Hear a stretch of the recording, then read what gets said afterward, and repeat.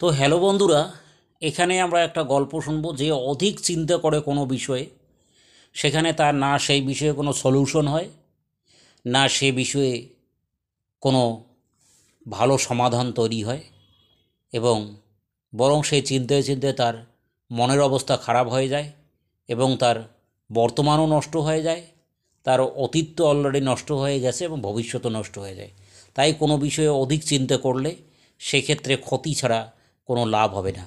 কাজেই বর্তমানকে নিয়ে যদি সুন্দরভাবে চিন্তা করা যায়, তাহলে সেক্ষেত্রে ভবিষ্যৎ অটোমেটিক্যালি ঠিক হয়ে যাবে। তাই এই বিষয়ে একটা গল্পে আসা যাক। অনেক দিন আগের ঘটনা। সে মগধ রাজ্য ছিল। সে মগধ রাজ্যে এক শেঠ ছিল, প্রচুর ধনী অবস্থাশালী সেই শেঠ। তিনি একদিন চিন্তা করে দেখলেন যে তার সমস্ত ধন সম্পত্তি, প্রচুর ধন সম্পত্তির মালিক হওয়া সত্ত্বেও সমস্ত ধন সম্পত্তি তিনি হিসাব নিকেশ করতে বসেছেন, এবং সমস্ত ধন সম্পত্তি হিসাব নিকেশ করে তিনি দেখেছেন তার যা ধন সম্পত্তি আছে, তার ধন সম্পত্তি তিনি সারা জীবন নিজে বসে তো খেতে পাবেন, এবং তার ছেলে পুরো বসে খেতে পাবে। তার সন্তানরা, ছেলে মেয়েরা যারা আছে তারাও পুরো সারা জীবন বসে খেলেও শেষ হবে না। কিন্তু তারপরে তার সন্তানরা, অর্থাৎ তার নাতি নাতনিরা যখন আসবে, সেক্ষেত্রে শর্ট পড়ে যাবে। সেক্ষেত্রে এই ধন সম্পত্তি তারা এত সুন্দরভাবে আয়াসভাবে ভোগ করতে পারবে না। এই চিন্তায় তার ঘুম হচ্ছে না। সে বলছে, আরে আমি তো নিজে খুব ভালোভাবে চলবো, আমার সন্তানরা খুব ভালোভাবে চলবে, কিন্তু আমার নাতি নাতনিরাও চলতে পাবে, কিন্তু তার পরের পুরুষরা আর খেতে পাবে কিনা সন্দেহ আছে। ফলে এই চিন্তায় তার ঘুম হচ্ছে না। সে বলছে, তাইলে কী হবে আমার, তার পরের পুরুষ? সেই কথা ভেবে ঘুম যখন হচ্ছে না, তখন সে সোজা এক পাশে একজন সন্ন্যাসীর কাছে গেল, এবং সন্ন্যাসীর সঙ্গে তার খুব ভালো খাতির, এবং সন্ন্যাসীকে জিজ্ঞেস করলো, হে গুরুদেব, আমার এই রকম পরিস্থিতি। সন্ন্যাসী বলল, আমি তোমার কোনো অ্যান্সার দেব না। এই মগধ রাজ্যে রাজার কাছে আজকে গৌতম বুদ্ধ স্বয়ং আসবে, তুমি গৌতম বুদ্ধের সঙ্গে দেখা করবে।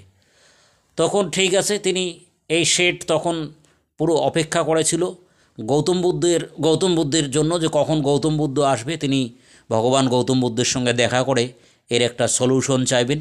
এবং তেনাকে এই সন্ন্যাসী বলল যে গৌতম বুদ্ধ সবার সলিউশন দেয়, তিনি তোমাকেও সলিউশন দেবে, এবং তোমার এই সমস্যার সমাধান ঠিক হয়ে যাবে। যথারীতি তার পরের দিন মগধ রাজ্যে রাজার কাছে স্বয়ং গৌতম বুদ্ধ এসে উপস্থিত হয়েছেন। যখন ভগবান গৌতম বুদ্ধ এসে উপস্থিত হয়েছেন, তখন শেঠ যথারীতি সেখানে চলে গেছেন। গিয়ে ভগবান গৌতম বুদ্ধের কাছে চরণে প্রণাম করে বলেছেন, হে প্রভু, আমার চিন্তায় টেনশনে ঘুম হচ্ছে না। তখন গৌতম বুদ্ধ বলেন, কেন টেনশনে ঘুম হচ্ছে না? বলছে, আমার যা ধন সম্পত্তি আছে, আমি দেখলাম আমি সারা জীবন খুব সুন্দর আরাম আয়েশ করে খেতে পাবো, তাতে কোনো টেনশন থাকবে না। আমার সন্তানরাও খুব সুন্দর আরাম আয়েশ করে খেতে পাবে, তাতেও কোনো টেনশন থাকবে না। আমার নাতি নাতনিরা মোটামুটি খেতে পাবে, তাতেও টেনশন থাকবে না। কিন্তু তারপরে যারা আসবে, তারা আদৌ এই ধন সম্পত্তির উপর চলতে পারবে কি না, সেটা নিয়ে আমি সন্দেহ, এবং সেটা নিয়ে আমি দুশ্চিন্তায় আছি।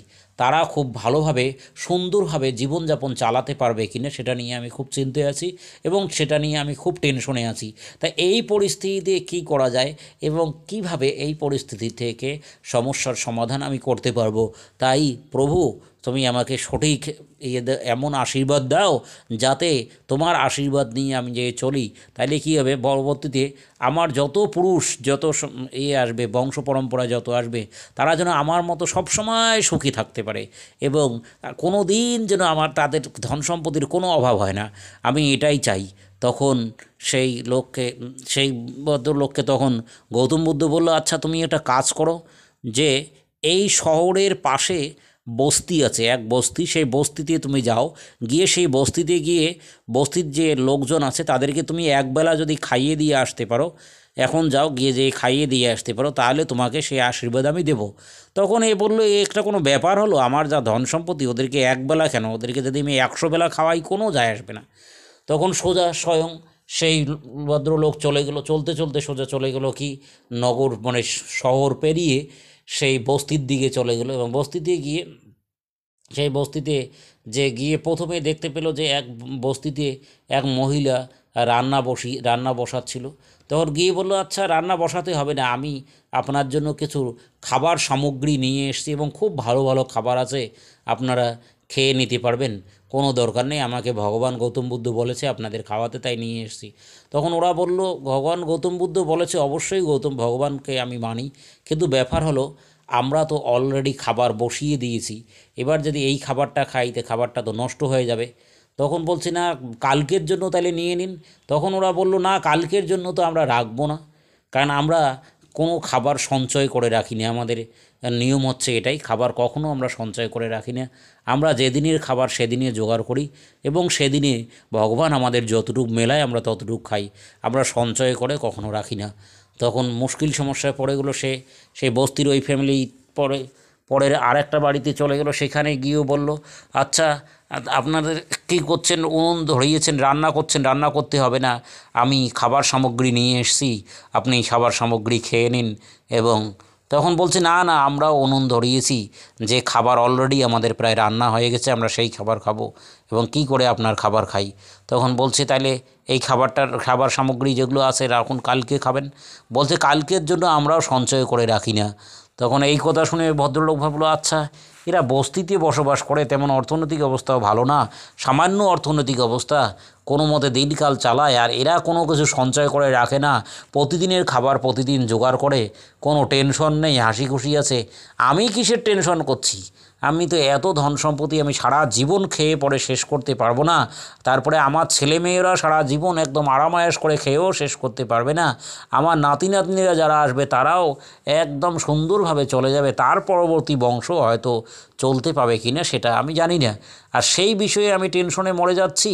আর এরা তো দেখতে পাচ্ছি একদিনের যে খাবার আমি একবেলাও তাদেরকে খাওয়াতে পারলাম না, আগে থেকে না জানিয়ে অসমকা একবেলাও তাদেরকে খাওয়াতে পারলাম না, কারণ তারা খাবার কখনো সঞ্চয় করে রাখে, আমার খাবার নিলেও না পরের দিনের জন্য, তারা সঞ্চয়ও করে রাখবে না বলছে। তাহলে তখন এখান থেকে তিনি শিক্ষা পেয়ে গেলেন, বলছে তাহলে আমি কিসের জন্য এত সঞ্চয় করে রাখছি, এরা যদি না রাখতে পারে। তখন সোজা তিনি পরের দিন গৌতম বুদ্ধের কাছে চলে গেলেন, গিয়ে বললেন, হে প্রভু মহাশয়, আমি ওই পাশের শহর পেরিয়ে যে বস্তি, সেই বস্তিতে গিয়েছিলাম, গিয়ে তাদেরকে খাবার দেওয়ার জন্য চেষ্টা করেছিলাম, কিন্তু যখন গিয়েছি তখন দেখছি তারা রান্না করছিল, এবং আমি এত অনুরোধ করলাম, তাদের রান্না করা খাবারটাই খেলো, আমার খাবার আর নিল না, আমি খাওয়াতে পারলাম না। এবং আমি তাদেরকে বললাম পরের দিনের জন্য নিতে, তখন পরের দিনের জন্য সে নিল না, বলছে না পরের দিনের জন্য নেওয়া যাবে না। তা আমি এখন কী করি, আমি তো খাওয়াতেই পারলাম না। তখন গৌতম বুদ্ধ বললো, এখান থেকে তুমি কী শিক্ষা পেলে? বলতে, এখান থেকে আমি শিক্ষা পেলাম যে এরা কোনো দিন কোনো কিছু স্টোর বা সঞ্চয় করে রাখে না, এরা প্রতিদিনের খাবার প্রতিদিন জোগাড় করে, তাহলে এদের মাথায় কোনো চিন্তা নেই। তাহলে ভগবান গৌতম বুদ্ধ তাকে এই শিক্ষা দিল, তাইলে তুমি কেন এই তোমার নিজের জীবন বাদ দিয়ে তোমার ছেলে, তারপর তার ছেলে এবং 14 পুরুষ ধরে তুমি চিন্তাধারা করছো, এইভাবে চিন্তাধারা করলে তোমার খুব ক্ষতি হয়ে যাবে। তখন ভগবান গৌতম বুদ্ধ বলল, ওরাও মানুষ, ওরা যদি একটুও চিন্তাধারা না করে, তুমি একবেলাই তাদেরকে খাওয়াতে পারলে না, কারণ তারা সঞ্চয় করে রাখে না, তাহলে তুমি কেন চিন্তা করছো?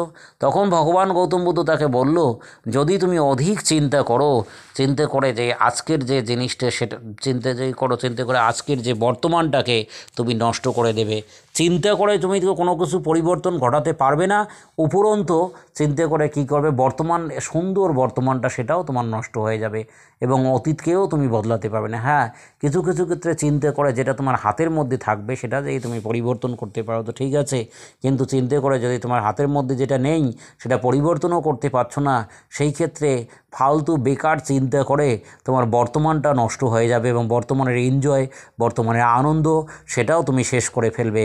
তাই এখান থেকে একটা সুন্দর শিক্ষা পেলে যে কখনো একদম পুরো ভবিষ্যৎ, তারপরের ভবিষ্যৎ এইসব ভেবে বর্তমানের আনন্দ, বর্তমানের উপভোগ, বর্তমানকে নিয়ে সুন্দর করে বাঁচা, সেটা কখনো নষ্ট করবে না।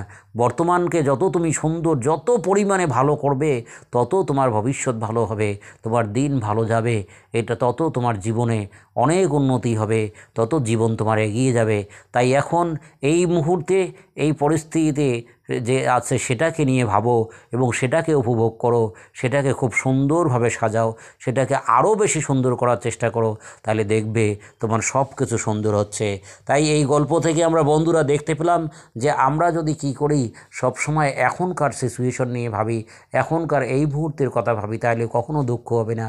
যেরকম ওই শেঠ এত ধন সম্পদ অর্থনৈতিক অবস্থা থাকা সত্ত্বেও তার বংশ বুনিয়াদ, তারপরে তার ছেলে মেয়ে, তার ছেলে মেয়েরা যে কী খাবে সেটা নিয়ে ভেবে দুশ্চিন্তায় পড়েছিল, ভগবান গৌতম বুদ্ধের কাছে এসে সেই দুশ্চিন্তা দূর হয়ে গেল। ঠিক সেমভাবে এই ভগবান গৌতম বুদ্ধের এই পরামর্শ নিয়ে আমরা যদি চলি, তাহলে আমরা এখনকার জিনিসটির যে খুব ভালো করি, এখনকার কাজটা যদি খুব ভালো করে করতে পারি, তাহলে আমাদের ভবিষ্যৎ অটোমেটিক্যালি খুব ভালো আপনা হতেই ভালো হয়ে যাবে, সেটা নিয়ে ভাবতে হবে না। তাই বন্ধুরা, এখান থেকে আমরা একটা সুন্দর শিক্ষা পেলাম এবং আমরাও চেষ্টা করব এখন যে মুহূর্তে যে পরিস্থিতিতে আছি সেটাকে যদি খুব ভালো করার চেষ্টা করি, সেটার উপর যেই সর্বোচ্চ পরিমাণ শক্তি লাগিয়ে দেই, সেটাতে যেই সবচেয়ে বেশি পরিমাণে এফোর্ট আমরা দেই, তাহলে খুব সুন্দর আমরা একটা রেজাল্ট পাবো, খুব সুন্দর আমাদের একটা ভবিষ্যৎ তৈরি হবে, খুব সুন্দর আমাদের জীবন তৈরি হবে। ঠিক আছে, আজ থেকে আমরা সবাই এটা চেষ্টা করব। ওকে বন্ধুরা, আমি ভিডিওটা রাখলাম, তার আগে বলে দিচ্ছি আমরা সবসময় এই ধরনের আমাদের এই চ্যানেলে সবসময় নিত্য নতুন এই ধরনের ভগবান গৌতম বুদ্ধের বা অন্য অন্য মহাপুরুষদের সুন্দর সুন্দর ভিডিও এখানে দেওয়া হবে, গল্প দেওয়া হবে। তোমরা যারা নতুন আছো তারা সবাই আমাদের চ্যানেলটাকে সাবস্ক্রাইব করবে, লাইক করবে, কমেন্টস করবে, শেয়ার করবে। ওকে ভাই।